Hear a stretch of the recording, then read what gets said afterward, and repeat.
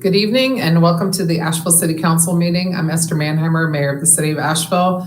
I apologize, first of all, for the delay. We're having some trouble with the Google Meets platform, as is apparently a lot of people in America right now, maybe around the world. So we're going to hopefully get through without too many technology issues. All of our council members and staff are participating virtually. For those of you out there with us today, welcome. To help our audience follow along, I'll state each section of the agenda aloud. We're streaming live on our Virtual Engagement Hub, which is accessible through the Virtual Engagement Hub link on the front page of the city's website.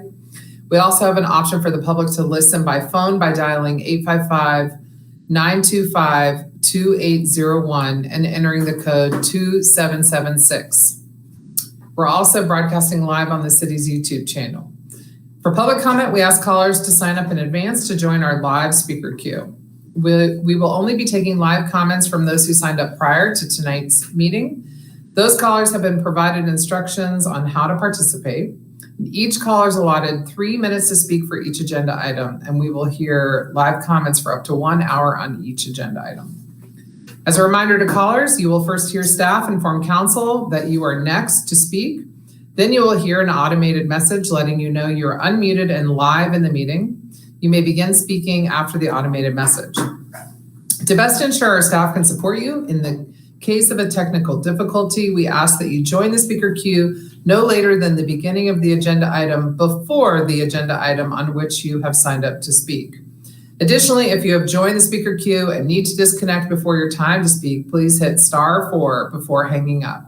You can then call back in using the same directions I just shared, and staff will enter you back in the speaker queue of your agenda item.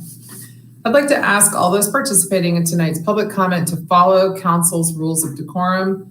Those rules of decorum include the following. Speakers are only allowed to speak one time during the public comment period for each agenda item. A person may speak only if they have signed up to speak in accordance with the city's procedures. Speaker substitutions at the meeting are not allowed. Each speaker is allotted 3 minutes to speak on an agenda item. In general, each agenda item will have up to a total of 1 hour for public comment. A speaker may not share or relinquish any remaining time they have not used to another speaker. Speakers should not expect council members or city staff to comment on or respond to the speaker's comments during their 3 minutes. I'll now go through and introduce all the council members and leadership, staff leadership, and as I call your name, please say a quick hello. Vice Mayor Smith. Hello. Councilwoman Kilgore. Hi. Councilwoman Mosley. Hello. Councilwoman Roney. Good evening. Councilwoman Turner. Good evening. Councilwoman Whistler. Good afternoon. And City Manager Deborah Campbell. Hello. City Attorney Brad Branham. Good evening. And our City Clerk Maggie Burleson. Good evening. Okay, and as always, we'll begin the agenda with the Pledge of Allegiance. Please rise. I pledge allegiance to the flag of the United States of America and to the republic for which it stands, one nation, under God, indivisible, with liberty and justice for all. Okay. We do not have any proclamations on tonight's agenda. So I'm going to move right into the consent agenda. Council, do I have any questions, comments, or a motion to approve the consent agenda? I have a request this is Kim, a request to remove item D for further consideration. For a separate vote? Correct, yes, thank you. Thank you. All right, any other questions, comments, or requests? Okay, do I have a motion to approve the consent agenda minus item D? Oh, Esther, I'm sorry. On item C, maybe this is the wrong time to ask this, but we got a letter from an employee, and I was just wondering if either Deborah or somebody, or Shannon maybe, could give us a little bit more depth relative to the transition, et cetera. But with that, I will make a motion to accept the consent agenda if we can have that brief discussion. Okay, so there's a motion to approve the consent agenda without item D with an outstanding question to staff on item C. Can I first get a second to the motion to approve the consent agenda without item D? This is Sage, second. Okay, thank you. Oh, sorry, Sandra. No, well, what I was going to say, what Gwen's question, wondering if we should go ahead and do this as far as getting a second without hearing what he had to say, because I was concerned and wondering if they may need a little bit more time to review the insurance policies before moving forward. Well, how about let's do this. We've got a motion and a second to approve the consent agenda minus item D. Do we have any staff that can speak to item C, and then we can see whether or not we need to delay it or remove it or anything like that? Mayor, this is Sage. There is an email in our inbox from Ms. Barrett as Correct. well. Right. Well, do we all just want to read the email, or do we want to go from staff on item C? I think for the public, it might be a good idea to. That's correct. And for staff, it would be a good idea. Okay. So I will ask, I believe Shannon is on the call. I don't see Shannon. I see Peggy. Oh, there's Shannon. Well, Okay. This is Google stuff's exciting. All right. Right. Thank you. Shannon Barrett, our Human Resources Director. So good evening. Yes, you did get an email from me in response to the email that you received from an employee. And just to go a little more in depth into the issues that he raised, so that you know, the process we went through, HR has been collecting feedback from our employees for some time now around the services that they have been receiving from Blue Cross Blue Shield. And we have seen a decline in customer service based on this anecdotal input from our employees, as well as some of the experiences we've also had in dealing with Blue Cross Blue Shield and trying to help assist in claims processing and dealing with other issues around coverage. So we asked our benefits consultants, Willis Towers Watson, to help us with this, and they conducted a thorough audit, and they found that our current plans are really below market norms. So we're not receiving the same level of service that we would like to receive, that we would like to provide for our employees. And so we went through the pretty standard process of issuing a request for proposals. So we sent out an RFP and we had responses from a number of carriers to that. It has been almost 10 years since we've done that. So we've been with Blue Cross Blue Shield for quite some time. And again, it's a common practice to go to market on a regular basis to make sure that we are getting the best rates, as well as continuing to provide the best plan designs, the best coverage for our employees. We went into this knowing that any kind of change we make was going to probably result in some type of disruption to some of the members in our current plans. And that was very heavily weighted in our RFP process. So as we went through the process, we kept that in the forefront, really looking at the networks that the carriers submitted that they have. And in addition to that, we also wanted to make sure that we had the most robust plans that we could provide. So really focusing on care management, wellness, all of those things that are important to our employees. And so with that, a team did review in conjunction with Willis Towers Watson. We did review the RFPs. And again, we were really keeping that disruption in the front of our minds as we were looking at the plan designs and the other things that the carriers who's applied could provide. Cost containment obviously is one of the considerations, but that was not the driving factor. And in reviewing all of the submittals, we found that Cigna had projected almost 4% disruption in the network. So in the providers that are in their network, there would be about a 4% disruption. At the time of the RFP, we also did talk about making sure that there was a process in place for carriers to be able to add new providers. And Cigna does have a process in place for new providers to be added at any time. So we're hopeful that the disruption rate will actually be less than 4%. And again, we did collect information from employees over time. We've also consulted with our employee health services providers, and the decision was made to move forward with Cigna be mindful that this is going to potentially impact some of our employees and working to do what we can to minimize that disruption.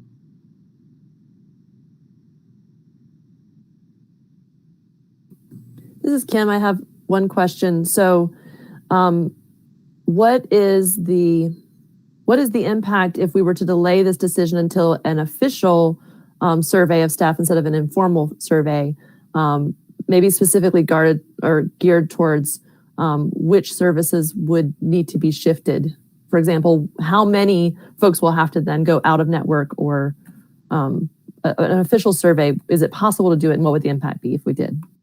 We are on a tight timeline with this, with the fiscal year coming up July 1.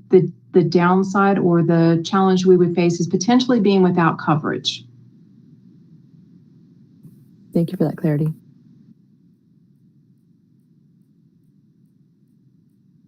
Any other questions on this item? Sandra, let me ask you, do you feel that we should delay a vote on this, or should we? It sounds like it's kind of time sensitive, so I'm a little concerned that we might not have a choice. Well, it's okay. Well, the one thing I was concerned about when the gentleman said something about a lot of their physicians not being in network and not knowing if they, as far as limiting the service they can get if they can't get, medical professionals in the network. But Shannon just answered that question by saying that they were accepting new doctors into the network. So that in itself I'm okay with that, but that was my concern. So.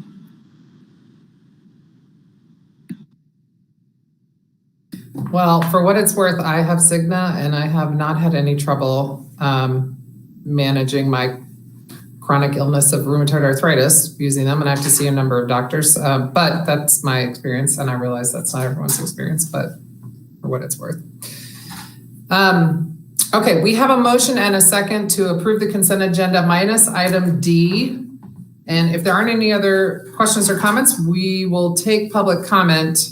I think we've got a few people signed up to speak, although I suspect they're going to want to talk about item D, but we don't know. So we'll just go ahead and take public comment now.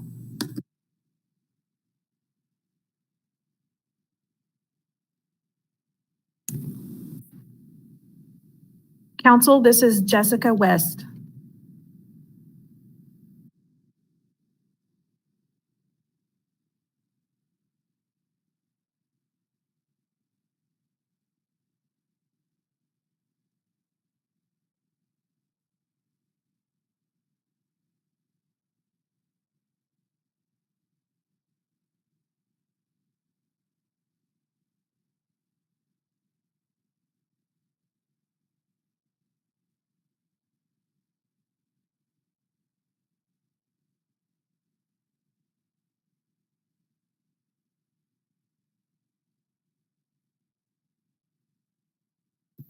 Jessica, hang on. Jessica, hang on 1 second for us. We're having an issue getting you into the meeting.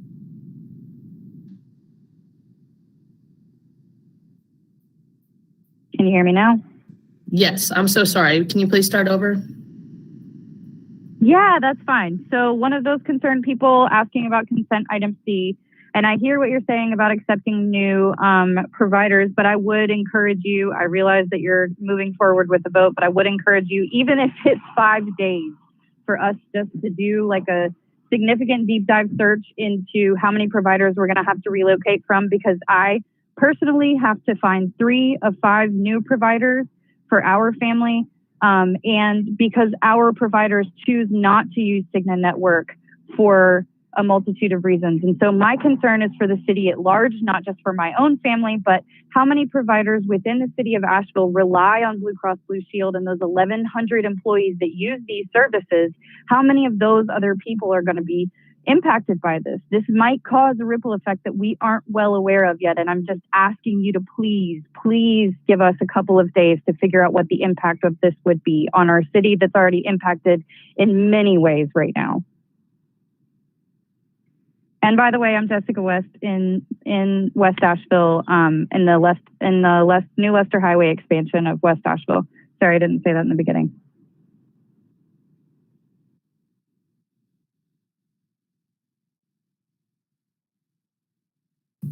Council, our next caller is Rachel Bliss. Hello, this is Rachel Bliss. Can you hear me? Yes, ma'am, we can hear you. Okay. I live in downtown, and like Kim Rooney, I am asking to have D taken off the consent agenda tonight. Reading how it is described, it seems like it will perpetuate the war on drugs that affect low-income and Black and brown communities.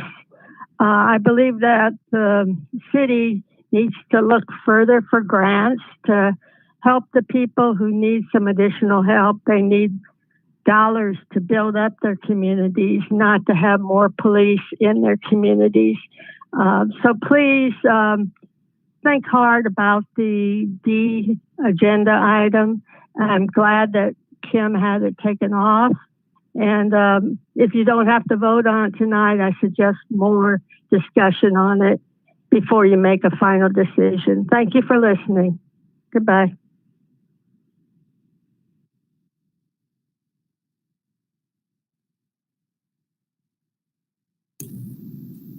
Council, this is Melanie. Good evening, City Council. I just wanted to comment on item L1 and new business A. Apologies if this is not the right place to do this. But as far as the low barrier shelters goes, that's a great start. However, not all houseless people want to be inside. So it's really important for folks to be visible, to be close to resources, and to be easily located to provide aid. So what campers, mutual aid groups, and nonprofits alike are calling for is actually city-sanctioned campsites with basic sanitation provided. This would reduce a lot of harm. It would be safer for the campers. We would be able to monitor them a lot more easily. It would help a lot, and other cities have successfully done this. So I look forward to being in conversation with you about that. I also just wanted to briefly talk about new business A. From what I understand, it's worse than the county's Non-Discrimination Act. There's no teeth to it. It doesn't actually do anything concrete to protect our LGBT community. I'm just thinking about my trans friends, and it makes me angry that this doesn't really do anything, and it's symbolic, like Jasmine Beach Ferrara said, and symbolic isn't good enough. The charges seem pretty comparable to traffic tickets, and I just think that our community deserves better. So thank you very much. Have a great evening.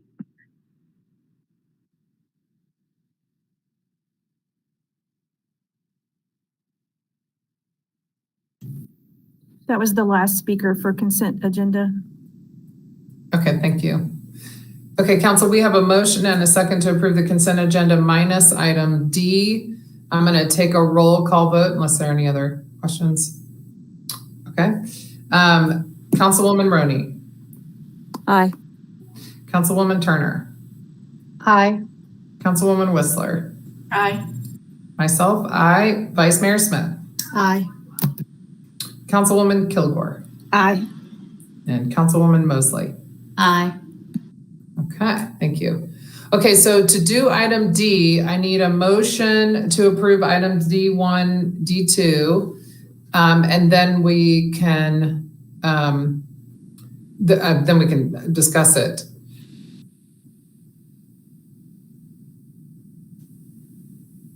Do I have a motion to approve items D1 and D2?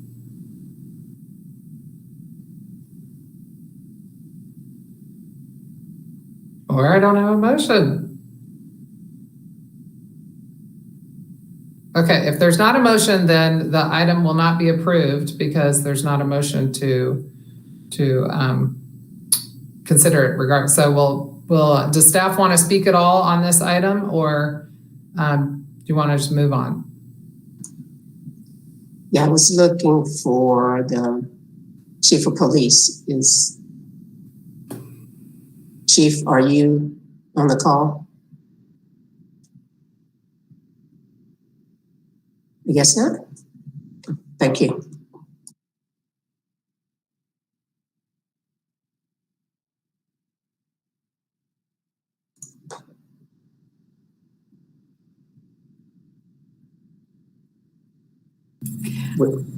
Deborah, I think for me, maybe, you know, if we're going to bring this up again, to really understand the role that APD plays in this whole program, I think there's, you know, like, what's it mean to be the administrator? What does this pay for, et cetera? How does it sort of all roll into to our reimagining police, et cetera, and the fact that the chief had committed to de-emphasize any sort of low-level drug enforcement.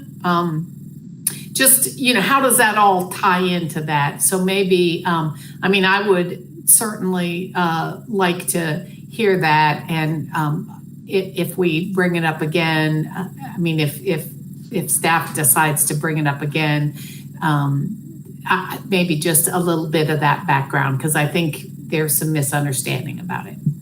And I would ditto that. I would say that normally we would hear all of these grant proposals and budget amendments before it was placed on a consent agenda. We would either hear it in finance or public safety. So my recommendation is that we hear it at the next public safety meeting. Yeah, I don't know if there's any time sensitivity to it, but that would be great if it could go to public safety for review and or finance. We can do that. Thank you. But okay. I would like to chime in and just say something really quick. The moving this item to public safety, I think it is for us to be cautious about our movement, because we are thinking about reimagining police. And I have read several of the comments that were sent to us around perpetuating the war on drugs. And I think that is the right thing to say. But I also think that we have to think about strategies to attack the drug problem. And I think the mothers of individuals who were caught in the crossfire these last few years, I think they would push for us to pay special attention to the enormous amount of drug volume and value in this community. This community is a pass-through, and drugs are destroying our community. So I don't want to get caught up in rhetoric and what is right to say, because there are things that seem right, but the end is destruction. So I think this is not rather than invest in, we should do. This is a both and, because we do have a problem. And if I could, I do have some additional information from the police, but I think it would be better that they explain this role rather than me trying to give you some highlights of it. But what I will say is that this initiative is definitely not directed at low-level trafficking and distribution. It is more about production. But we will bring this back to community safety.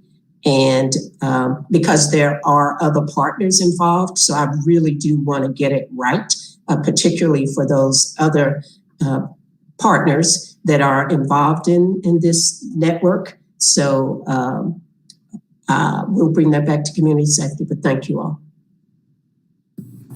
Thank you. Okay, we're going to move on to the presentations portion of our agenda. We have one presentation on the agenda, and it's from the Greater Asheville Regional Airport Director, Lou Blywise, and he's going to present their annual report. So I'll turn it over to Lou. Welcome, Lou. Thank you, Madam Mayor, members of council. I appreciate the time you're allowing me to speak this evening to give you our annual update on what's going on with the airport. As we all have experienced, 2020 was quite a year. We still are experiencing the effects of the pandemic. We have presented to you electronically. You should have received our 2020 year in review annual report. It is an operational year-end report, not a financial. Just gives highlights on where we were for the year of 2020. From an air service perspective, we had 4 carriers operating at the airport. Those 4 carriers are Allegiant, American, Delta, and United. Allegiant is the carrier with the most service out of the airport and has continued to do so during the year of 2020 through the pandemic. We served 18 destinations in 2020. Those 18 destinations are Boston, Newark, New Jersey, Baltimore, Maryland, Washington, Dulles, Charlotte, Sanford, Florida, Palm Beach, Fort Lauderdale, Florida, Punta Gorda, Florida, Sarasota, Florida, St. Pete, Florida, Atlanta, Houston, Austin, Texas, Dallas, Fort Worth, Denver, Chicago, O'Hare, and Chicago Midway. During 2020, we lost Philadelphia and Detroit service because of COVID. Although we had 18 destinations for 2020, we pretty much stayed somewhat stable. And since then, we have gotten some of our service back into 2021. Total passengers that we had in 2020 was 704,972, which is down 56%. So it shows the type of decline that we had. Seats in our market were 624,426, and that was down 40% from the prior year. From an operations standpoint, we had 16,856 airline operations, which is down 31%. And from general aviation and military aircraft operations, we had 41,348. That was down 18%. From a construction standpoint and moving forward, some of this was, the pandemic allowed us to move forward with some additional projects, which was good. But we did complete the infrastructure for our utility upgrades that will be necessary for our terminal new project. That was approximately $1.8 million worth of construction. We finished a ground transportation lot upgrade, which is basically for taxis, shuttles, and our Ubers and Lyft drivers. That was included in new parking lots that we built across the street and did not put into service because of the pandemic. That was a total of $1.8 million worth of work. South Apron, which is on our commercial ramp, we're expanding our commercial ramp to allow for additional aircraft park as we continue to add flights at the airport. That is currently under construction. That's a total of $9.5 million. And then we did commission our runway after 3 years of delay with all the problems that we have with contractors, and that commissioned on November 5th, 2020, and we're finishing up that project and should be finished this coming summer. And we also purchased the Broadmoor Golf Course as a means to protect our flight path in and out of the airport. That was a $2.75 million purchase back in August. And lastly, we're working on our terminal project. You may have seen some of that throughout the past year. That was a project that we have involved community involvement. Right when the pandemic hit a year ago, we were getting ready to have some public meetings in person. A couple months later, we switched those over to virtual meetings, got a lot of input on what Asheville means and Western North Carolina means to you. And from that general statement, we got over 4,000 comments from the general public, and we've been able to transform those words and those ideas into what we released here recently within the last month of our conceptual design of what the new terminal will look like. We're looking at breaking ground sometime, hopefully in summer of next year for the terminal building, and we're looking at a cost of about $235 million for the new terminal building. We do like to participate in a lot of community activities, and we sponsor a lot of events. Unfortunately, a lot of that stuff was suspended because of the pandemic. We were able to hold our annual Wings for Autism event in January of last year before the pandemic hit. We're hoping to bring that back again once things settle down. For assets on hand, we had $169,081,000, or $81,000 on hand at the end of our fiscal year. That was an increase of $14.2 million over 2019. And the airport, under our latest economic impact study, we contribute $1.95 billion to the economic impact of Asheville and Western North Carolina. I'll be happy to answer any questions that you may have for me this evening. Thank you.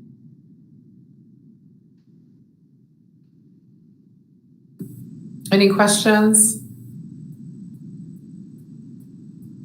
No. Okay. Well, thank you for joining us this evening. Thank you very much. Have a good evening. Okay, we have one public hearing on the agenda tonight. It's public hearing item A.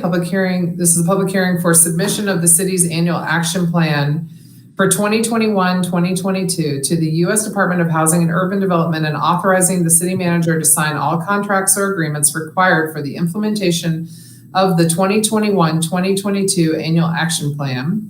And our Community Development Program Director, Paul D'Angelo, is here to present this item.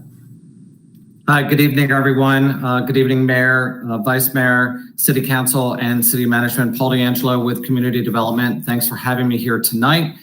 Here to talk about our annual action plan for HUD fiscal year 2021 to 2022. A little background here. The city has received our HUD allocation notice for 21-22 fiscal year with approximately $1.13 million in community development block grant funds, CDBG, and approximately $1.37 million in home partnership funds available for the fiscal year that will begin July 1st, 2021. Community development staff, in coordination with the Housing and Community Development Committee, as well as the Asheville Regional Housing Consortium, have made recommendations for the use of the CDBG funds, which are used for housing and community development programs within the city of Asheville limits, and also for the home partnership funds to be used for housing programs within the 4-county consortium area: Buncombe County, Henderson County, Madison, and Transylvania County. Right now, this meets goals, council goals of a diverse community, quality, affordable housing, thriving local economy. This went through both committees of Housing and Community Development and Asheville Regional Housing Consortium at the end of March. Approval of the action plan paves the way for HUD funding to be utilized by partners in the city of Asheville and the region, with funds used to create affordable housing, jobs, and impacts to our moderate and lower income individuals and families. And no cons, except really just that we receive a lot more applications and we actually have funding 2 to 3 to 4 times the request in funding versus what we actually have to distribute. Fiscal impact, this is funded completely with HUD programs of CDBG and home entitlement grants. Staff costs to administer the program are also fully paid for with these federal resources. And fiscal 21-22 budgets will be included in the annual budget ordinance that City Council will adopt in the coming months. And with that, I'm happy to answer any questions. I did want to say that I do apologize. The links in the staff report have not been updated correctly. There's been a lot of moving parts at HUD. I did send Maggie those links to correct on the staff report, and my apologies to Council and City Management. Any questions for Paul before we go to the public hearing?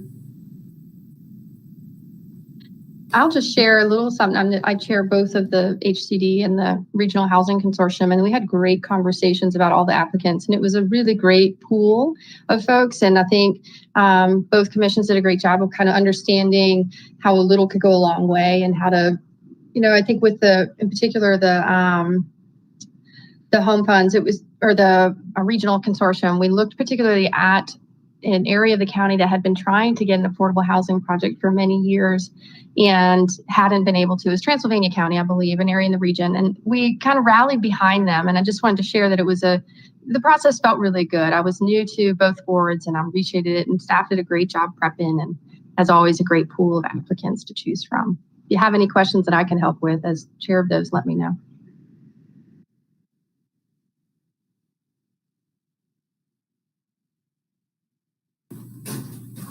Okay. All right, we have one person signed up to speak on this item, so I will open the public hearing. Staff, do we have anyone on the phone? We do have one caller. Just a minute. Council, this is Isa Maria Miravala. Yes. Can you hear me? Go ahead, we can hear you.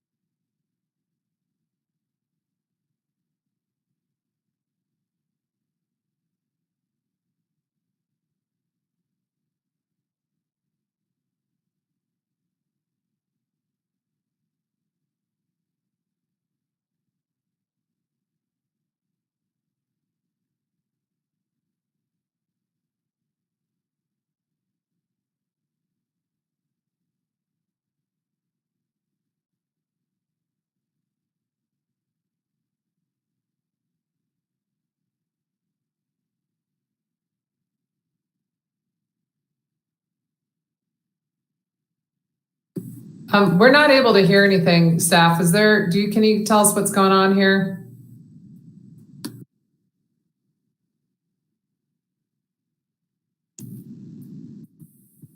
We are having a problem connecting. Just 1 second.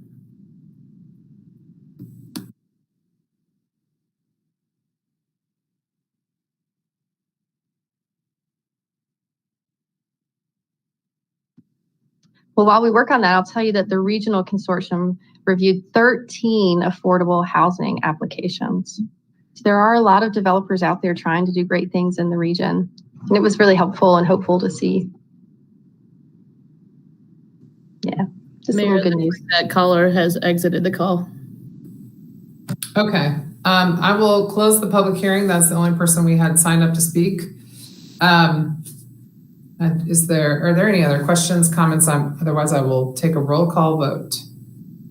Oh, actually, I need a motion. Sorry, I always get confused on the public hearing. I just do the motion after the public hearing. Do I have a motion and a second to recess the public hearing for submission of the city's annual action plan for 2021-2022 to the U.S. Department of Housing and Urban Development and authorizing the city manager to sign all contracts or agreements required for the implementation of the 2021-2022 annual action plan until May 11th, 2021. Mayor, this is Sage. I'll move. Okay. Second. Okay, I have a motion and a second. And again, because of the virtual format, we can't actually vote on this item tonight. We will vote on it at our next meeting. I will do a roll call vote. Councilwoman Turner. Aye. Councilwoman Whistler. Aye. Myself, aye. Vice Mayor Smith. Aye. Councilwoman Kilgore. Aye. Councilwoman Mosley. Aye. And Councilwoman Roney. Aye. Okay, that concludes our public hearings agenda. We have one item of unfinished business. This is a resolution authorizing the city manager to enter into an agreement with the Asheville-Buncombe United for Youth Network. Laura Elliott from the United Way is here to present this item. All right. Good evening, everyone. Again, my name is Laura Elliott. I'm the Senior Director for Community Schools and Network Development with United Way of Asheville and Buncombe County. And I'd like to bring up some slides to share.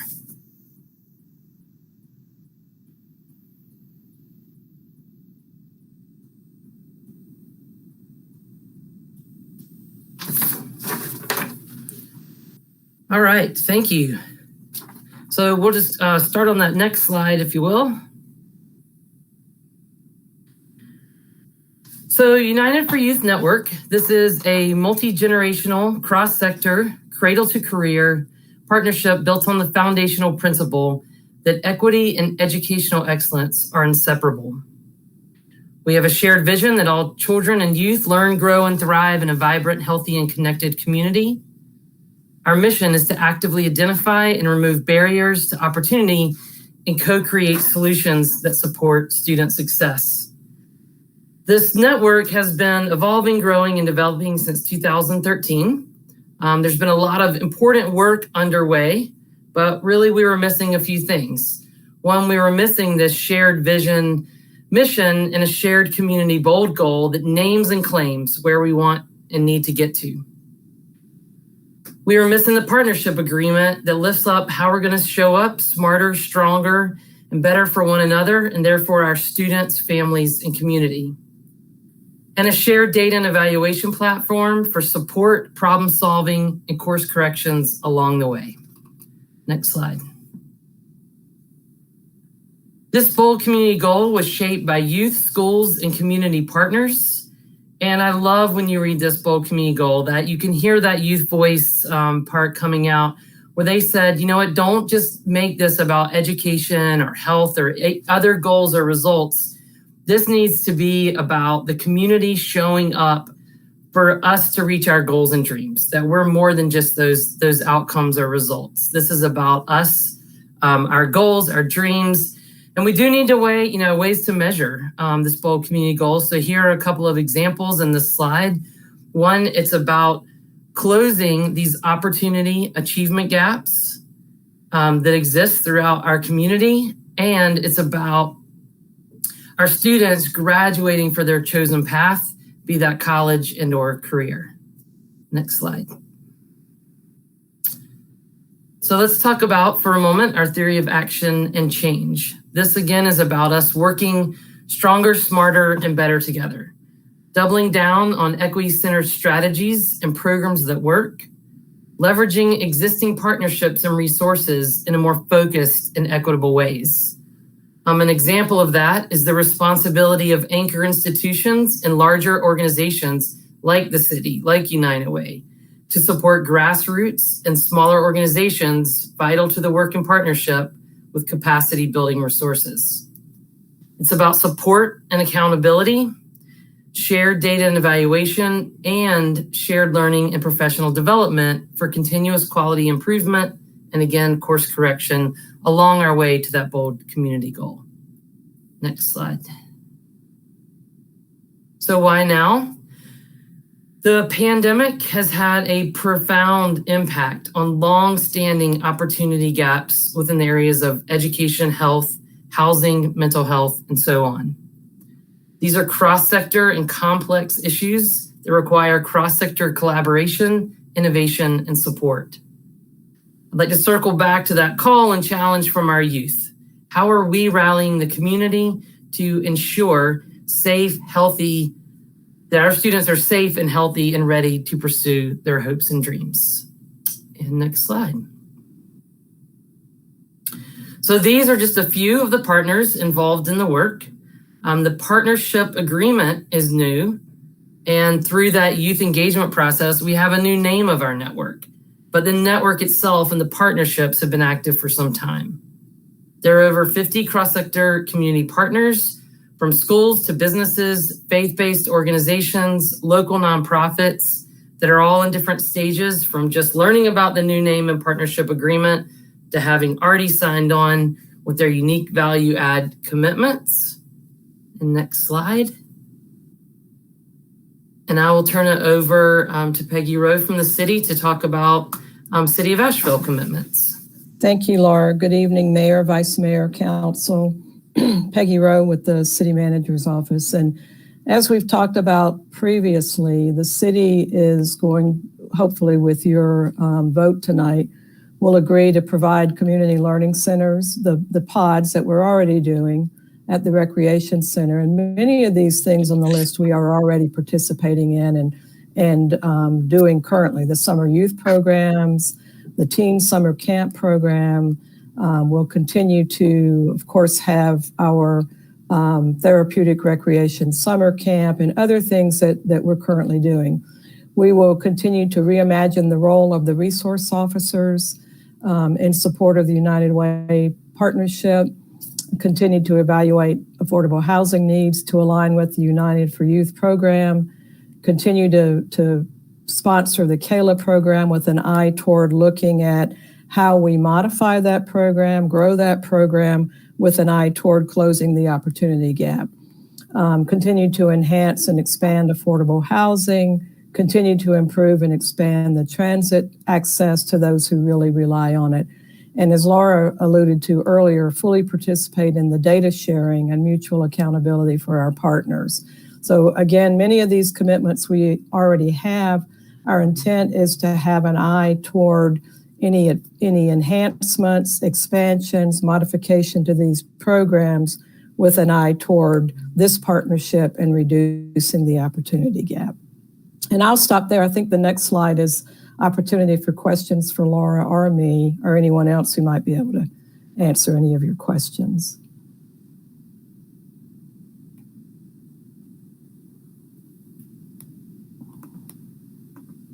This is Kim. I do have a question. I'm not sure who the best person to ask, but in my questions leading up to tonight, when we think about the school to prison pipeline, I'm still very concerned about what happens when a student is flagged for those 3 reasons, whether it's attendance, referrals, or drop in grades, and how long does that stay a flag or a issue? Great question. Thank you. And Kim, you're referring to the early warning and response system. And just so others on the call and listening this evening know, this system is a shared system based on confidentiality practices and laws and agreements between our schools, youth services organizations, and first and foremost, parents, for schools and community partners to see in live time when a student is starting to fall off track, have time to problem solve, put supports and interventions back in place, and track if those interventions are working or not. Sometimes it means it's not the right support or intervention, and sometimes it means it is, but we need to tweak how we're doing that a little bit, and that's where that problem solving comes in. So I will say with Asheville City Schools, the system is in different stages of implementation, but is in all Asheville City Schools now. There's about 10 community partners within the district that are, again, at different stages of implementation. And all of the schools have problem-solving teams in place that meet on a very regular basis. So I can speak to Asheville Middle, a great process called Teaming on Kids, where again, they can in live time, see which of those kids are starting to fall off track. But the system also tracks, again, the interventions and supports and how they're moving the needle on those warning signs. Community partners are also tracked in there so the schools can see, if that organization is in place, then they can reach out and start to partner with that organization, which I think is one of the key features of the system, that it's not about schools going it alone or community partners going it alone. It's about schools and partners working stronger together. Thank you, Laura. My second question was around capacity. So knowing that there's 6 official signed on partners and we're being tasked with whether or not we are going to become one of those signed partners tonight, there's a long list of community partners that are named that maybe haven't officially signed on yet. Obviously, with this amount of partnership, we could expect to see great things. But I am concerned about some of these smaller or grassroots or maybe organizations that haven't been around for as long. Are you seeing any needs for capacity? And if so, how will that capacity for data entry be addressed? Awesome. Absolutely, we are. A couple of ways that we've been working on addressing that thus far, and we'll wait to hear from community partners if these 2 initial plans are enough, or we need to tweak that plan and do something different or show up in better ways. But with regards to data capacity, one is we've hired a data and evaluation specialist who's working with the early warning and response system, who's working with the shared data and evaluation framework. And one of her roles and responsibilities is specifically to support smaller grassroots organizations and nonprofits with that data tracking, collection, processing. And it really is about her reaching out to those organizations and hearing the needs that are specific to them. And it might look a little bit different based on, it could be a grassroots organization that is run by solely volunteers, or it could be a smaller organization. Again, it will look differently. Then we have a cross cross-sector data and evaluation work group that has representatives from the city, the county, the school districts, a host of community partners that are really there to leverage the capacity of their own organizations to support those grassroots organizations. So there are similar efforts underway when an organization submits those commitments to the agreement. That crew reaches back out and says, "These are great. Now, how can we support you in with the shared data and evaluation, and what does that look like for your organization?" Thank you, Laura. Thank you. Important question. Are there any other questions? Oh yeah, Wynyard. So this is probably more just a comment to the other council members as well as staff. We have prioritized in selecting our strategic partners. We've prioritized tackling the achievement gap. And so I would ask that, again, assuming we're going to sign on to this network, I would ask that all of our strategic partners that we help to fund in any way that are addressing the achievement gap would commit to be a part of this network again, so that we can, we've struggled as a city with kind of trying to figure out whether the strategic partners are really getting the results that we're looking for. And I think that one of the things with this network is it's a lot about tracking those results and trying to help all the organizations kind of row in the same way, and maybe at different speeds, but hopefully in the same way. And so I was just, I would make that ask to the HCD committee that you look at that as a commitment with our strategic partners. I think that's something worth looking into, but my concern kind of mirrors what Councilwoman Roney was saying. Some of the organizations are very beneficial in the community, but they don't have the capacity to sign on as at the same rate that a larger organization with more people and higher skills and just the time to put into all the requirements. So I would say, can we look at it and figure out, along with Laura, at what level of accountability will our strategic partnership recipients need to cooperate or collaborate in order for us to have this complete ecosystem that we need? Because I'm not sure that every organization will be able to make the mark.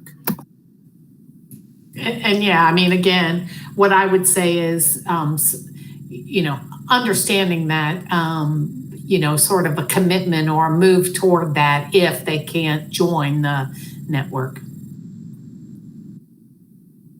And maybe it is the network providing information to them instead of the opposite way around. But I think we have to tailor it so that we don't put more of a workload on folks who are hands-on with our students in our community.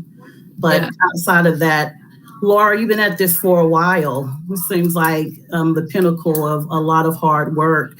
Just in real talk, real language, what does it mean for the city of Asheville to sign on to this? Yeah. Thank you for that question. And I do just real quick want to address that piece of, I think one thing that's different and unique about the design of this partnership agreement is that it's about each organization having the opportunity to craft their own unique value add and name and claim that. So those will look very different and should, look very different from an anchor institution to a grassroots organization. And again, just really want to echo that point that I do think there's a lot of responsibility, as you were saying, on the anchor institutions or larger organizations reaching out and being really supportive of smaller organizations, absolutely critical to the work. I think what this means is we're coming together around this shared goal and supporting one another in ways that perhaps we haven't, with shared learning, shared professional development, opening up capacity for all to participate, opening up those experiences and opportunities for family members, for community leaders. I think having this shared data and evaluation with a public-facing, transparent, how are we doing, checking in on each other, I think it's going to help us sort of move farther and faster than perhaps we have in the past on closing these opportunity/achievement gaps. So we're really excited about it. Thank you. And I would like to say that, Laura, I think this is a great program and initiative that has been brought forward. And this is one of the things I was concerned about and my run for council, because I had felt there was not enough collaboration with all the different groups we have available here in Asheville. We have so many different programs, but they weren't connecting. I think this is what I was concerned about, is connecting those dots and bringing us together, because stronger, working together, we can keep those people from falling in the cracks, because you've got so many different aspects and businesses actually working together, like you said, for the same goal. So I am really hopeful for this project. I think it's something that we need, especially the data sharing, where we actually have information that we can actually, base things on. Before, we don't really have any data to sort of direct us. But what you're doing here, I think it's great. I think that it's the beginning of what we need to bring together a great program for our youth who have been totally neglected here in this Asheville community, that I felt I feel that they've been sort of left behind and falling through the cracks. So I'm just very thankful that you brought this program, and I'm hoping that council will actually consider it. Thank you. Thank you. I just want to chime in and thank you all for your hard work. This work began a long time ago, and we began by looking at models used in other communities that really had real outcomes, positive outcomes, and what we had a chance to explore how they structured those. And what we saw is that, first of all, you had to pull together all kinds of community partners. It couldn't just be the school system. It just couldn't be, just the city or just United Way. And then there had to be a convener, someone who would shepherd it. And I'm so appreciative that United Way has picked that up to take on that task, because you cannot, what we saw is you cannot have a successful program unless there's someone who's always beating the drum, someone who's always trying to move forward and bring everyone together. To me, this has been a pretty long process, and I want to thank also Deborah has been involved in many of these meetings, and I know Gwen has as well, and others may have too. And sorry if I miss you, but I'm excited that we're here at this moment, and I'm sure there's room for criticism or questions or concerns or trepidation, but I would certainly hope that we're gonna eagerly partner and see where this takes us. And along the way, if we think things need to be changed or modified, we're going to be a partner at the table. So we'll have an opportunity to voice that. This is Kim. I just needed to say one more thing, and it is like a cautionary tale, and it's just about us as a partner. As I've been having some of these conversations in the community about like what this could mean as a possibility, the three concerns are around that partner capacity and barriers, so that we're not creating an even bigger gatekeeping funnel. Focus on data collection. What happens if a parent, guardian, or student doesn't opt in because of existing trust issues? How will that impact our outcome data? But the third part is our role as a partner. So hearing that we're going to just do what we do and more of it. Our housing policies, issues around Parks and Rec in the past, and after school programming, the CALA programming, there's something that like really hasn't been named, is like how housing and policing and our SROs, which interact with students in school and in community, What is economic mobility? Like, what is the impact on our students that our organization has?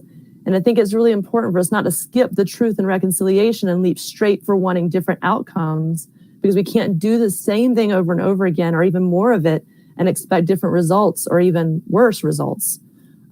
So I know that our policies have had disproportional impact on Black, Brown, and Indigenous folks. We see that in the opportunity gap in our schools. So as a partner, what I haven't seen yet is what really meaningful relational accountability looks like, so that it's not just a transactional data relationship, but a transformational relationship that will result in the positive outcomes that our students really need. And I am hopeful, because I think with the partners at the table, we can pull this off, and that's why I'm going to support it tonight.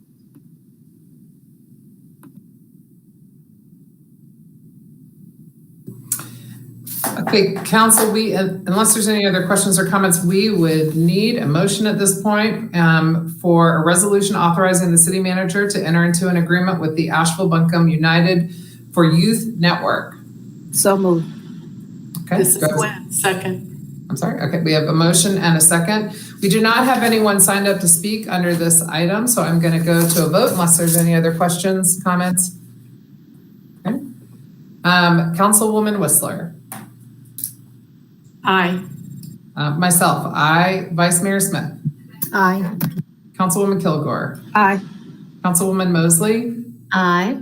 Councilwoman Roney. Aye. Councilwoman Turner. Aye. Okay, thank you. And thank you, Laura, for being here with us this evening. Peggy's always with us, but thank you too, Peggy. Thank you, everyone, so much. Okay, we have two items of new business tonight. The first is an ordinance prohibiting discriminatory practices in private employment and public accommodation. And our city attorney, Brad Branham, will start us off on this item. Thank you, Madam Mayor, and good evening, all the members of council and the public. I do have a presentation tonight, so as that's loading, I will again repeat what you just said. I'm Brad Branham, the Asheville City Attorney, and tonight I'm going to be talking to you about a proposed ordinance banning discrimination in certain areas within the city. As you may know, Buncombe County just last week approved unanimously a new anti-discrimination ordinance for the unincorporated areas within Buncombe County. We have been working for some time in collaboration with the county to produce an ordinance for your consideration, which would essentially mirror the same restrictions and legal framework put in place by the county, now to be implemented potentially in the city. Next slide.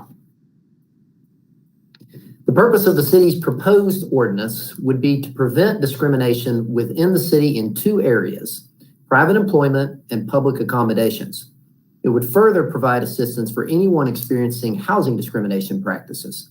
By passage of this ordinance, the city would be aligning its regulations, as I said previously, with the newly adopted ordinance of Buncombe County. In addition, this is a big step in advancing the city's goals of fostering equity and inclusion throughout our community. Next slide. As a little bit of background, in 2017, the North Carolina General Assembly adopted House Bill 142. The primary purpose of that law was to repeal the former law, commonly known as HB2 or the Bathroom Bill. However, House Bill 142 also prohibited local governments, such as the city, from enacting ordinances which regulated private employment and public accommodations. But that prohibition ended at the end of 2020. And since that time, multiple cities and counties throughout the state have enacted anti-discrimination ordinances dealing specifically with private employment and public accommodations. And as I said, the most recent of which is Buncombe County just last week. Next slide. The city's proposed ordinance, which you will be considering this evening, would prohibit discrimination based upon a person's race, natural hair or hairstyles, ethnicity, creed, color, sex, sexual orientation, gender identity or expression, natural origin, ancestry, marital or familial status, pregnancy, veteran status, religious belief or non-belief, age or disability. It would further provide a process for enforcement, primarily through education, persuasion, and entering into voluntary conciliation agreements to cease the discriminatory activity. If, however, these voluntary methods fail, the ordinance would authorize civil penalties as well as other potential civil remedies. Next slide.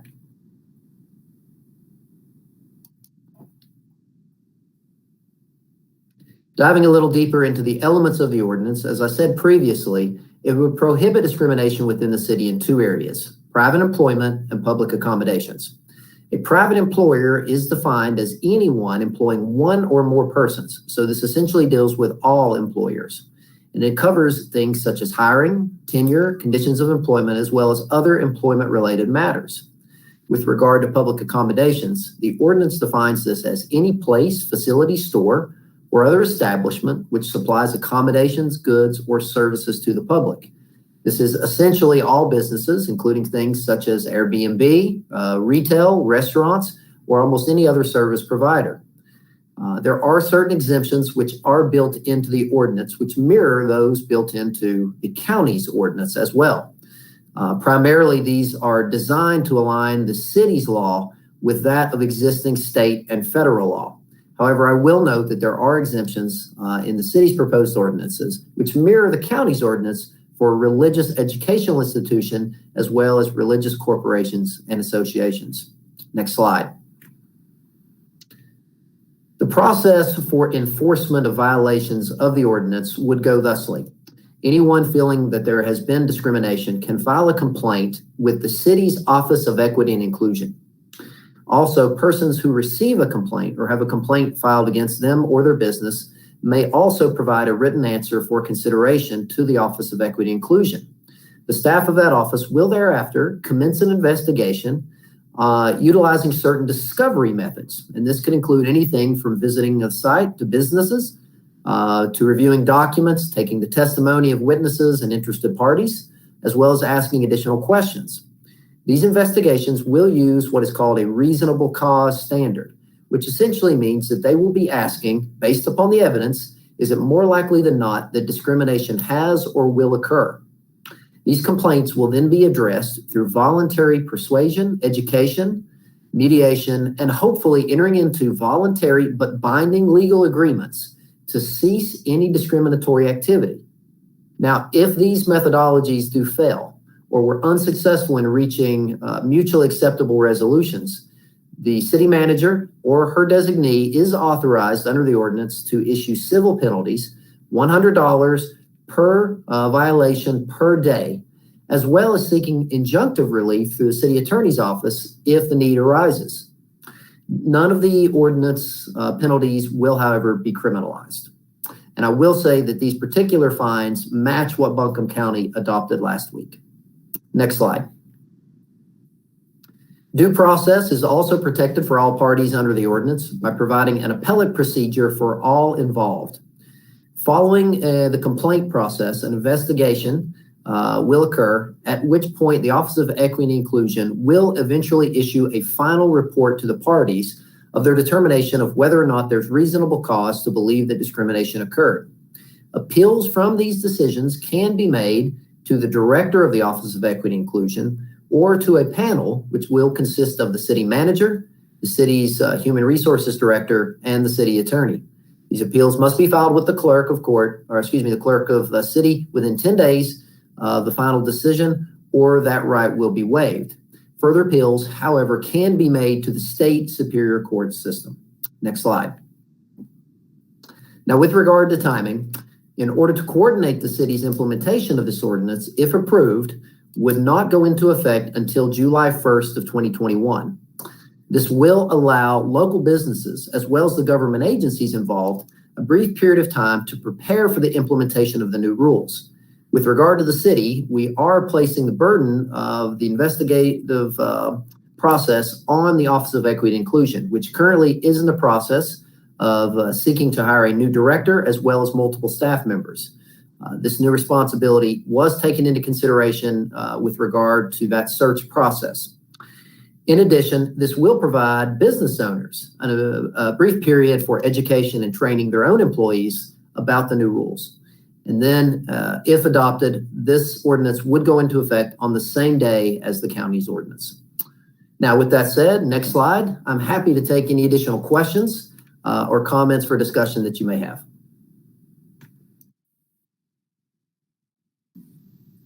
Brad, this is Kim. One of the questions that I've been receiving is how we would look at the fines in the future, because right now the fines are lesser than some parking or traffic violation tickets. Thank you for that, Councilwoman Roney. That is a very good question. And as cities, we have the ability to determine the level of our own fines for nuisances of this type. We have been looking very closely at other municipalities and counties throughout the state as, to determine what level of civil penalty they are imposing. And I can say that at this point, there is no consistent number being applied throughout the state. I will say that these vary from undetermined to up to $500 as a max. Generally speaking, it is our strong hope that we can deal with a lot of the issues that may arise through an educational process and not have to simply punitively fine individuals, because we really believe that through an education process, we will be able to correct some of the issues that may occur. If, however, we get some people who continue to violate these issues, I would note that the penalties can continue per day. So these can add up consistently for repeat violators. And in addition, in extreme situations, my office would be authorized to pursue court injunctive relief to force someone to stop a certain activity that was in violation of the ordinance. So this is also something that council can review in the future and determine if additional higher levels of civil penalties would be appropriate. Brad, I have a comment and not a question, and I don't know if it goes here, but I believe many of you know that my father, the Reverend Dr. Charles Mosley, in addition to being a pastor, he was also a civil rights activist. And prior to his recent passing, I had the opportunity to speak with him regarding this issue. And when we spoke, he counseled me that that civil rights should always be expanded and never sought to be reduced. I said all that to say that he was at the intersection of activism, civil rights activism, and religious liberty and freedom. And it was his opinion that this ordinance was worth moving forward with. So when I cast my vote in favor of this ordinance, I will do so with him in mind and out of a desire to make him proud.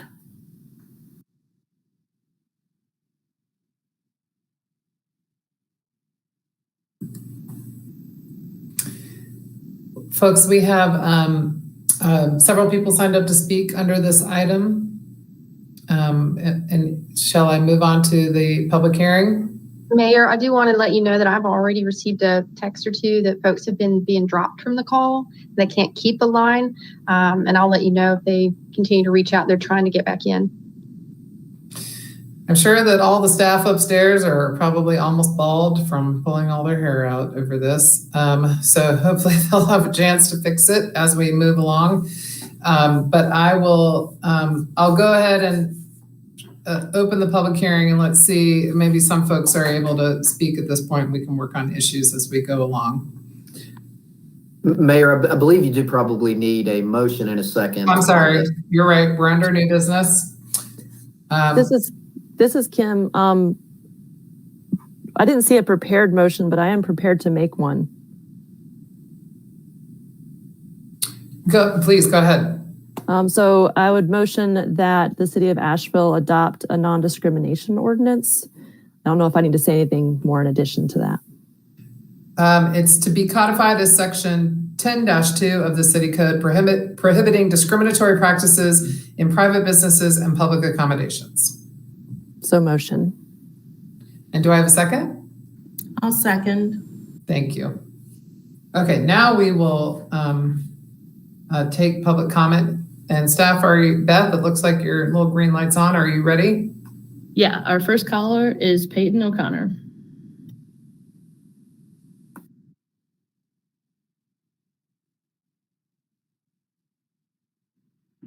Thank you, Mayor Manheimer and members of the City Council. My name is Peyton O'Connor. My pronouns are they, them. I live in the 5 Points neighborhood. First of all, I wanted to thank you for my recent appointment to the Asheville City School Board. As you may have seen announced in the news today, last night, we unanimously approved a resolution to oppose the anti-trans legislation that's working its way through the General Assembly. As I see it, the presence of such vile, inhuman, and hurtful legislation underscores the importance of the resolution that you're now considering. We still have citizens whose daily lives are marred by discrimination. I'm a lifelong resident of Buncombe County, a combat veteran, a father of 5, and a non-binary trans person. My journey towards self-realization and understanding has been entrenched in internalized homophobia and transphobia. When I first read the Supreme Court's Bostock versus Clayton County decision and its implications for me as a trans person, I understood that I could finally be honest about my identity because I had at least some protection from employment discrimination and could do so without endangering my ability to feed my family. Not everybody in our community has the same intersections of privilege that have allowed me to experience the security I have in my own life. This ordinance is an important extension of basic civil rights to some of the most historically marginalized groups in our society. While many attempt to raise the absence of complaints as validation, I would counter that the absence of these protections that force our neighbors to swallow the discrimination dealt them and internalize the pain of being other in their community. I'm also disturbed by the people that claim these protections are in place without bothering to do the basic research. LGBTQ protections are not codified and discrimination is still very much present in our society. Myself and many of the other speakers can provide you with countless experiences. Those who claim that these protections are unnecessary need to check their privilege, look at the country's troubled history with civil rights, and educate themselves about the experiences of others. This experience reflects the values of the Asheville where I've chosen to raise my kids and the city I've called home my whole life. It represents the values of a country that I've fought to protect, and it shows our children that we care enough about our community to make equity and inclusion something that is meaningful enough for us to have codified into a law. It takes a step toward allowing us to become a community that allows our citizens to feel safe living as their full selves, and Asheville can become a leader in human dignity and the respect that we afford our citizens. So I thank you for your time.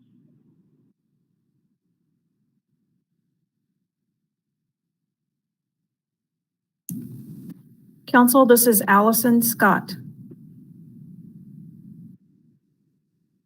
Thank you. Allison Scott, a she and they. I am an Asheville city resident. I'm also a lifelong resident of Asheville and Buncombe. Asheville for many years has traded on a reputation of being an open and inclusive city. Well, tonight, you have a chance to put into law a reflection of our values. I'm asking you to pass the non-discrimination ordinance. I wish you could talk to the people I talk to. People who, after coming out, have been fired from their jobs or denied housing. You see, I'm tired of telling people that what's happening to them is legal and that there's no process for holding others accountable for this type of discrimination. I'm tired of watching city after city pass the same ordinance and not be able to say that we have this in Asheville. Frankly, people are shocked when I tell them I live in Asheville and we don't already have this ordinance in place. Well, if we don't pass this ordinance tonight, then we need to start changing the marketing material real quick. In the last few months, we've seen almost 100 bills introduced attacking non-binary and trans children, including 3 right here in North Carolina. This non-discrimination ordinance will not help them, but what it will do is it will let them know that its city leaders and community stand behind them in now and in the future. What this kind of ordinance does, it will never end discrimination. No ordinance can. The purpose of an ordinance like this is to show that the values we put forth in the world are reflected in the city's laws. It's something we need. It's part of the reputation that Asheville has traded on for years. And I expect you as a citizen of Asheville and as a transgender woman to pass this ordinance tonight. Thank you. Council, our next caller is Adam Pulaski.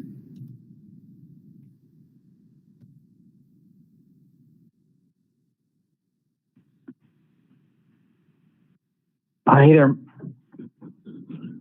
My name is Adam Pulaski. I use he and him pronouns, and I live in Asheville up in Montford. I'm calling today to speak in strong support of this non-discrimination ordinance. I was so excited to move to Asheville last August, and I'm especially proud to live here now that you're considering this LGBT inclusive non-discrimination ordinance. You see hundreds of other cities have already passed ordinances like these, like this rather, from tiny towns in West Virginia to big metropolitan areas. It's time for Asheville to join them, and I strongly urge you to enact it. You see, I speak almost every day with LGBT people, including people here in Asheville, and I listen to stories of discrimination. And so many people believe that discrimination doesn't exist, but that's just not true. I've spoken with people who've been denied service by a landscaper, an event venue, a pediatrician, a daycare, a tax preparer, an Uber driver. I've worked with folks who've been fired after they've transitioned and harassed by a boss about their marriage to a same-sex partner. I walked past so many rainbow flags in Asheville, and they're lovely. And I really hope that I never face discrimination here. I hope no LGBT person faces discrimination here. But we can't guarantee that. And when discrimination happens, it's important that we have a way to address it. And that's what this non-discrimination ordinance does. It won't solve everything. There's a lot of education and work that we need to do to ensure everyone's able to live with dignity and respect. But this is a big step forward and sends a powerful message that all are welcome here in Asheville. Please vote yes. And thank you so much for your time and for what you're doing.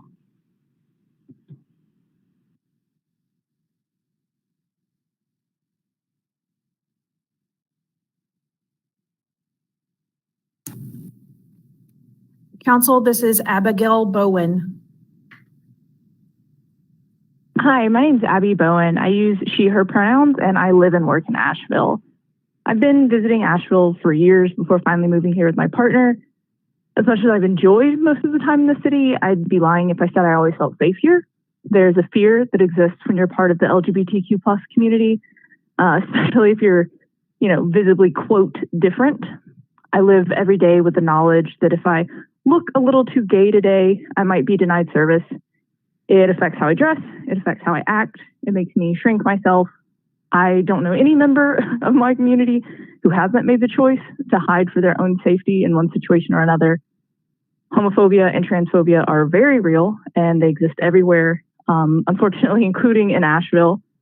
I know that passing this ordinance won't suddenly erase bigotry, but it will send a message that Asheville isn't a city where that kind of hatred is welcome.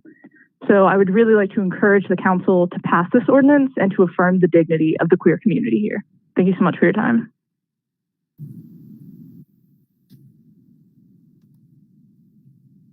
Council, our next caller is Laura Beal.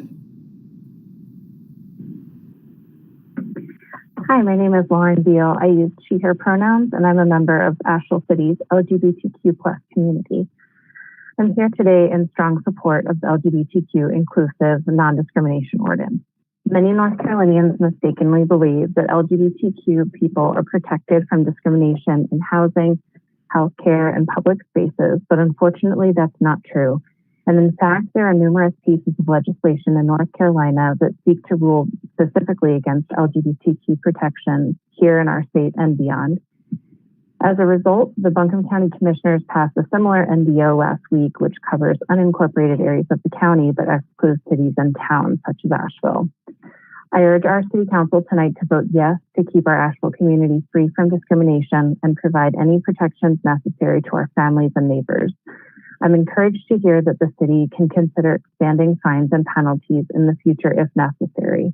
This is a small but important starting place for the city of Asheville. Passing these protections will make me, my family, my neighbors, and my community feel safer, more welcome, and more included in Buncombe County. Please do the right thing and vote yes on this ordinance tonight so Asheville can support safety for all and lead by example in North Carolina. Thank you.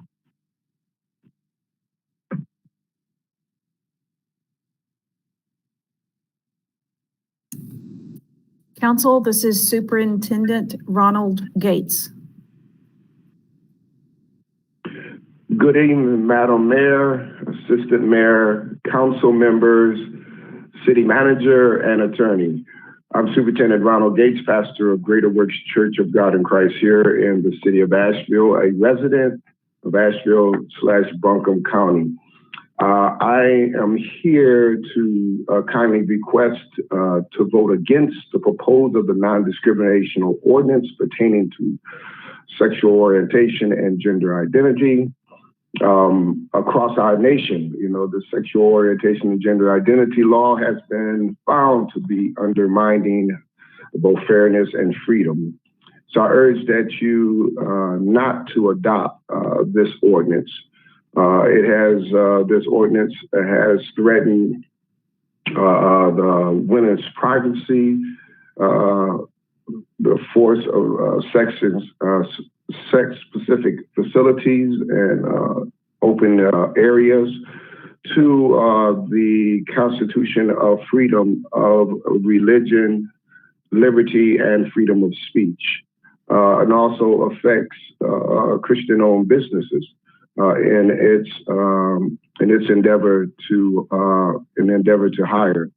And so I plead to you to not to adopt this proposal of non-discrimination due to the fact I believe it's being misused by discretion or by hate by acknowledging that. So thank you.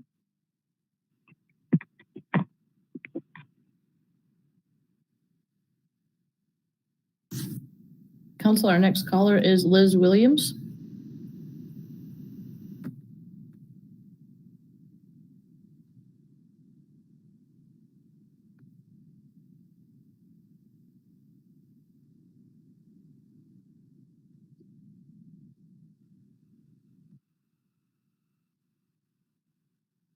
Hello, my name is Liz Williams, and I live in North Asheville. I use the pronoun she, they, and we are in a community that is beautiful with an amazing and special queer and trans community. And many of these members I consider a part of my chosen family. I myself am a Black queer citizen of this city, and I want to know that no matter where I work, who I love, where I receive healthcare services, or eat supper, my city has my back with discouraging bigoted practices and taking a strong stance against discrimination of any kind. Asheville can do this by passing this ordinance. I want generations after me to feel the impact of my city's intolerance for hateful and dangerous homophobic and transphobic behavior that could grow more prevalent if a president isn't set today. If you vote against passing this ordinance, you vote for the allowance of people who live in the margins to be pushed even further out. If you fail to pass this ordinance, you tell kids that it is okay to look the other way when they see an injustice being committed. You tell them that it is fair and just for people to put their hatred or ignorance before their humanity. I hope that you have a wonderful day and that messages like this will encourage you to protect all of your community members and pass this inclusive non-discrimination ordinance. Thank you.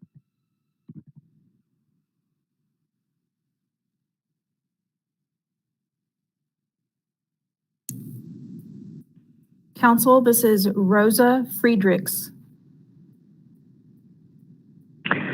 Hello, my name is Rosa Friedrichs. My pronouns are she, her. I'm calling in to voice my support for the non-discrimination ordinance. I've lived here in Asheville for the past 6 years and work as a child care provider and pharmacist.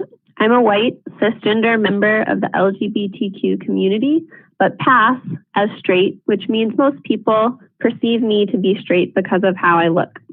I grew up in southwestern Virginia and was not able to express the full extent of my queer, not straight self until I left my hometown, which I love. As a member of the LGBTQ community, I innately know that I have to keep parts of myself hidden in certain situations to stay safe.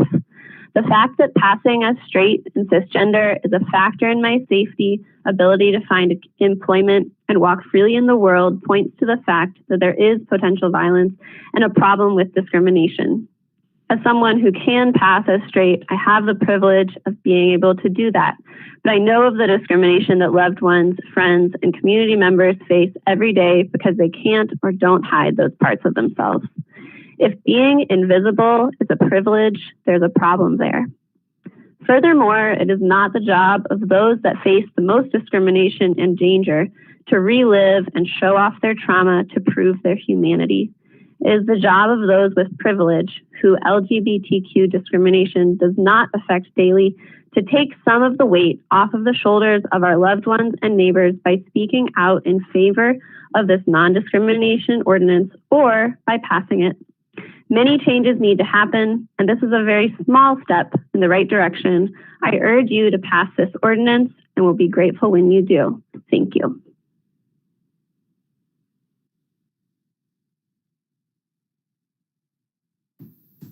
Council, our final caller for this item is Lucy Beagle. Hi, my name is Luce Beagle. I've been a resident here of Asheville for 18 years and a small business owner. I identify as white and non-binary, and I'm also a licensed professional counselor thanks to Western North Carolina University. And I provide psychotherapy for trans and non-binary and gender-blessed teens and adults. Tonight, I'm asking you to vote yes to the non-discrimination ordinance because this ordinance will save lives. My personal experience is that in all my 49 years, I hadn't felt the terror I felt after hearing that HB2 passed here in Asheville. This is not what I expected when I moved here, and I expected that all citizens, Black, brown, trans, non-binary, queer, everything in between, I expected that everybody could live here with dignity and respect. So I joined a small group of trans and non-binary community members who went door to door of downtown businesses and asked the owners to specifically if they would endorse this oppressive and awful ordinance, this law. And to my relief, most of the business owners believed that it was oppressive and that it was ridiculous and would not enforce this bathroom use by gender assigned at birth. The outpouring of support from many downtown small business owners, my peers, was somewhat corrective for me, but it wasn't enough, obviously. I was also supporting trans and non-binary teens and college students who then had to fight this battle at their schools. Thank you, Peyton, for telling us tonight about the celebratory dismantling of this rule in the local schools. I'm really happy to hear that. It's going to make my job a little easier.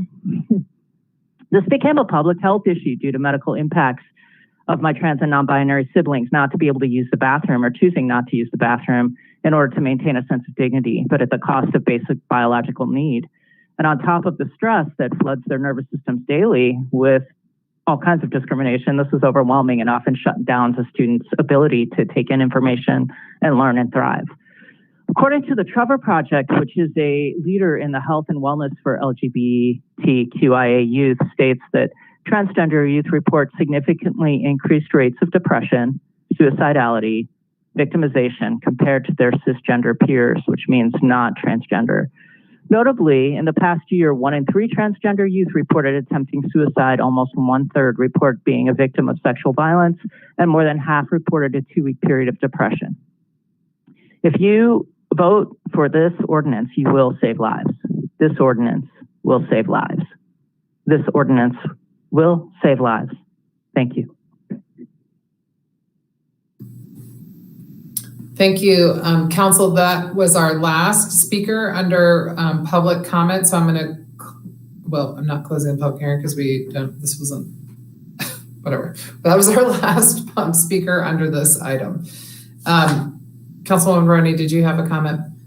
Yeah, I just wanted to say a couple of thanks to those who called and shared their stories tonight, to those who have named that the fines are not enough, to those who have called for the support that will be needed for our Office of Equity and Inclusion to have the capacity to enforce, to those who've reminded that our religious freedoms are protected by the First Amendment, but protection against discrimination in employment and public accommodations is not.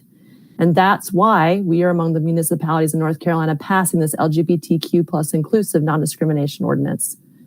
I acknowledge this as a starting point. We have farther to go.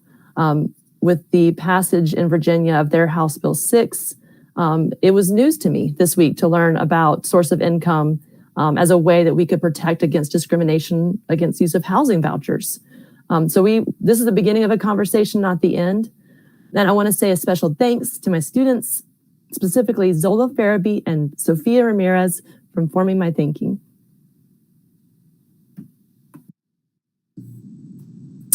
Council, I wasn't on the city council years ago when Lenny Sinnick was mayor, and this council took up at the time a very controversial issue about, I believe it was the city's personnel policy around not discriminating and expanding the non-discrimination provision, and it was to cover LGBTQ members of the community. And it was so controversial that I believe they had to have, and Maggie can correct me, I believe they had to have the hearing over at what is now Harris Cherokee or at the Civic Center. Is that correct, Maggie, if I remember? That's correct. That's correct. And how many people do you think were at that hearing?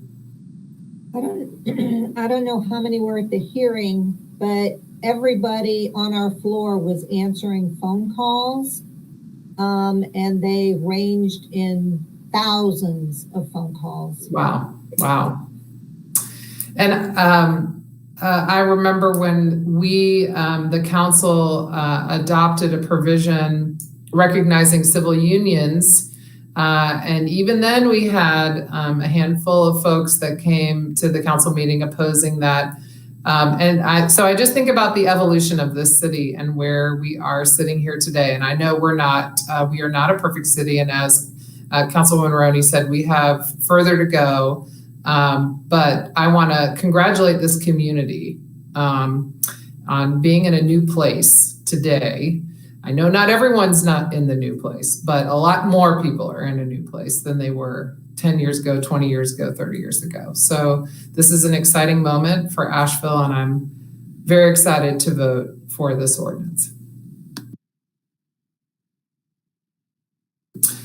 Unless anyone else has a comment, I'm going to do a roll call vote. We have a motion and a second, and so I'm going to begin with Vice Mayor Smith. Aye. Myself, aye. Councilwoman Kilgore.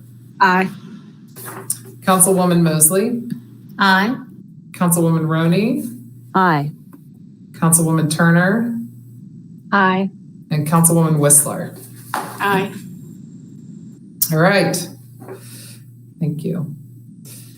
Our last item of new business is regarding boards and commissions. Oh, I'm sorry.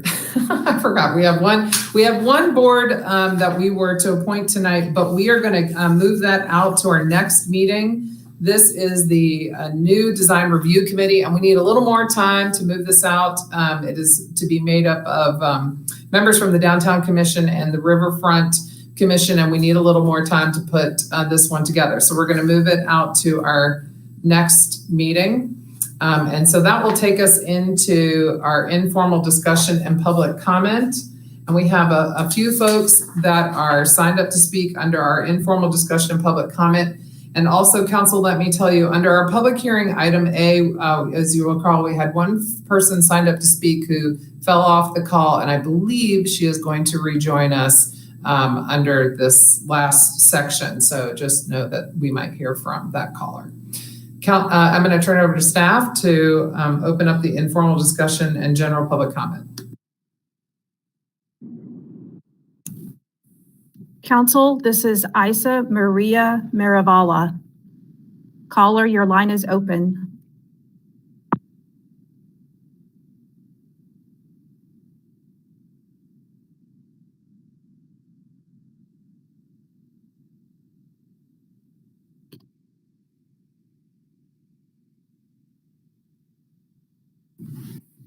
All right, Council, our next caller is Grant Millen.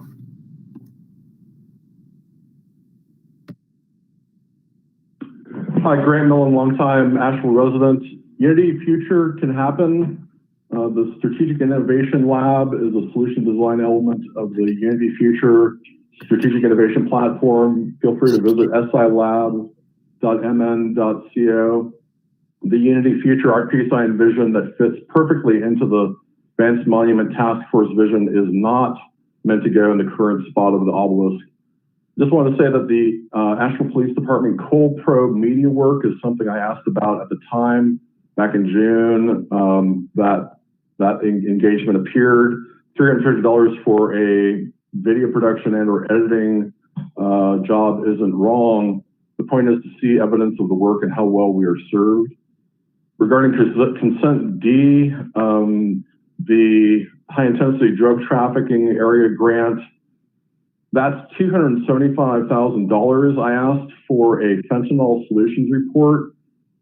The Public Safety Committee needs to recognize that and recognize that fentanyl it's really unpleasant. It's going to be really unpleasant when City of Asheville starts talking openly about fentanyl, illegal, you might call it illegal or pseudo fentanyl, because you're talking about fentanyl produced by transnational organized crime, not fentanyl that slips out of hospitals. But that's a chance to reinvent law enforcement. We should all be looking at that and hearing more. It's a time for ideas. It's not something to fear when I brought up the fentanyl solutions report. Regarding new business A, the ordinance prohibiting discriminating practices against LGBTQ citizens as to private employment and public accommodations. As I told the Buncombe commissioners, it was necessary to vote yes. However, everyone needs to understand the City of Asheville record on serving the disabled. I am developing a national impact nonprofit. Until then, I can really only comment on behalf of our truly vulnerable citizens, including disabled children and the elderly. United for Youth Network doesn't seem to mention the largest minority in Asheville and definitely in Buncombe, persons with disabilities or PWDs. If we don't understand Americans with Disability Act compliance in Asheville and Buncombe, why should LGBTQ or African Americans expect their minority needs to be met? After all, PWDs are all genders, races, sexual orientations, and creeds. It doesn't harm anybody when City of Asheville and Buncombe County government positions PWDs in the ethical, relevant, high impact, and proportional policy state required. But there is irreparable harm when City of Asheville ejects disabled citizens from equity strategy, starting with the Office of Equity and Inclusion.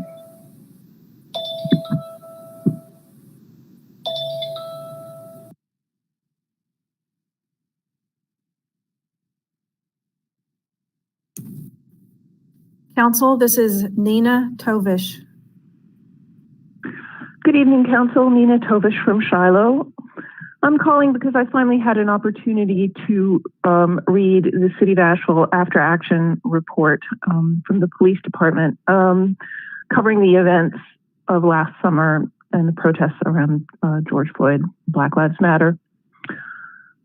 I particularly would like to focus on the portions of the report on pages 17 to 19 and 27 through 28, which cover the behavior of the city police around the medical supply table area. I note that the report says the decision to destroy the supplies was made by the highest ranking APD supervisor on the scene.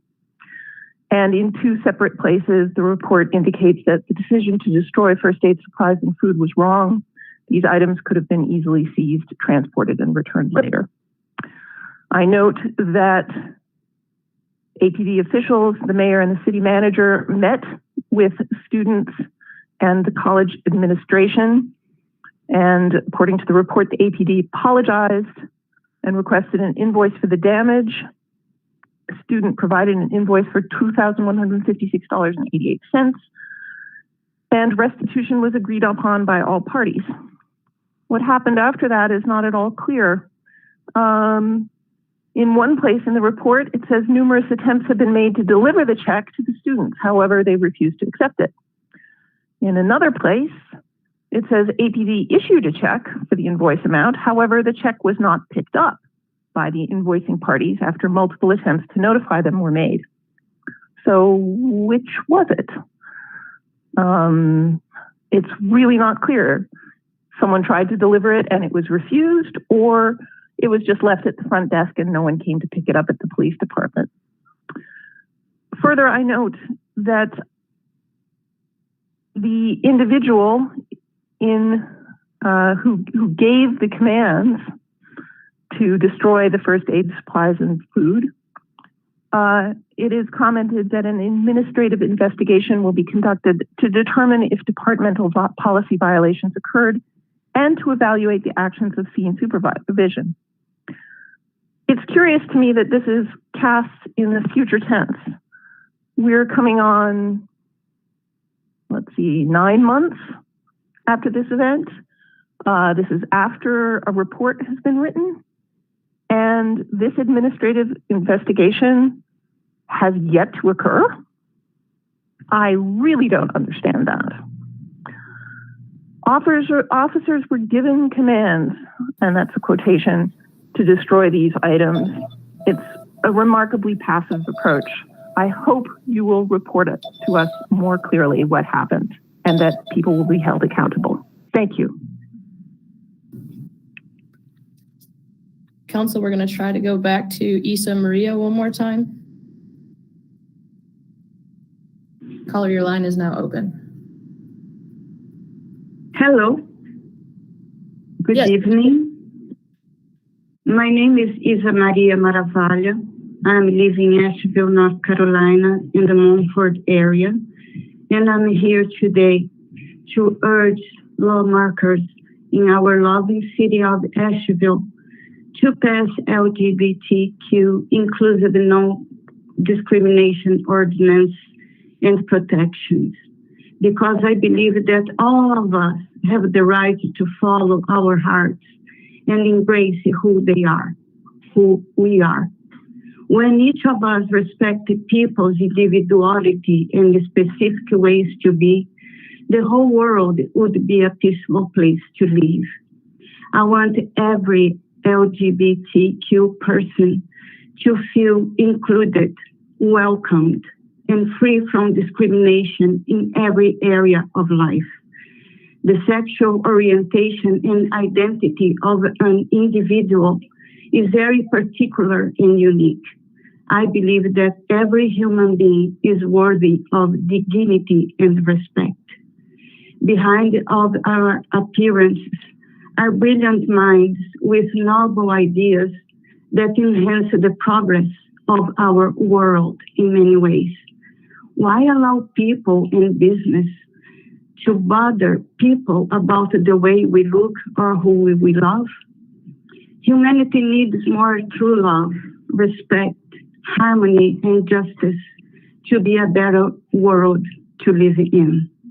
No discrimination ordinance reminds us and reinforces equal protection for all under the law. I believe in equality and the rights everyone has to be who they are. I support all LGBTQ people with love and compassion in my heart. I am looking for a world where we are socially equal, humanly different, and totally free. Thank you very much for hearing me. Good night.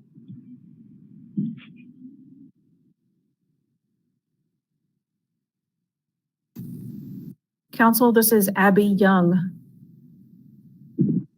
Hi there, my name is Abby. I live in Asheville. I'm calling to address the evictions that are taking place of people who are already unhoused in the city and the deep-seated problem of how Asheville, the city of Asheville, treats people without homes, unhoused people. Something that I really want to make clear is that the city of Asheville creates the conditions that cause houselessness. With gentrification, with prioritizing a tourist economy where we're lucky to even make a living wage. Forget about healthcare, where living wage means really nothing when there's a housing crisis and not affordable housing, when grocery stores are really only accessible in the whiter, more tourist-driven and wealthier neighborhoods.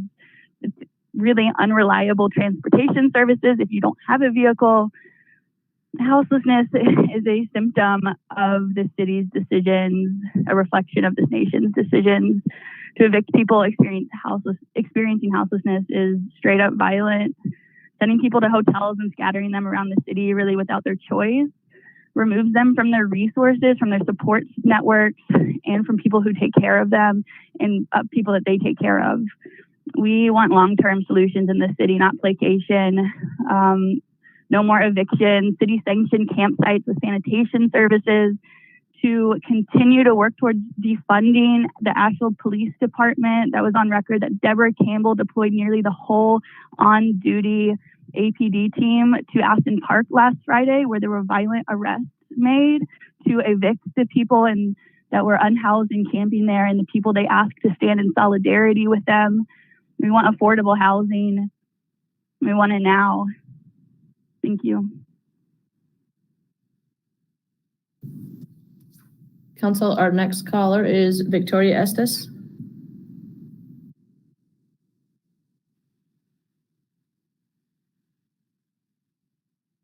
Hey there, can you hear me? Yes, we can hear you. Awesome. Council, I'm calling today to speak on what happened last week to our houseless community.